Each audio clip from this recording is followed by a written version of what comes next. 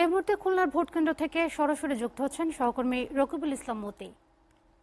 মতি, কেমন দেখছেন নির্বাচনের পরিবেশ, আমাদেরকে জানাবেন। খুলনার 3টি উপজেলায় সকাল 8টা থেকেই ভোট গ্রহণ শুরু হয়েছে এবং এখন পর্যন্ত আইন শৃঙ্খলা বাহিনী এবং নির্বাচন কমিশন অফিস থেকে যে বিষয়টা আমাদেরকে জানিয়েছে, তারা এখন পর্যন্ত বলছে যে কোন রকমের বিশৃঙ্খল ছাড়াই কিন্তু সুষ্ঠু নির্বাচন হচ্ছে এই 3 উপজেলায়। এবং 3 উপজেলায় নির্বাচনে যারা অংশগ্রহণ করছে তারা বলছে তারা অধিকাংশই হচ্ছে আওয়ামী লীগের প্রতিদ্বন্দ্বিতা হওয়ার কারণে প্রতিদ্বন্দ্বিতা হচ্ছে। এবং এখানে সকাল থেকে যে জিনিসটা আমরা দেখতে পাচ্ছি সেটা হচ্ছে যে যে পরিমাণ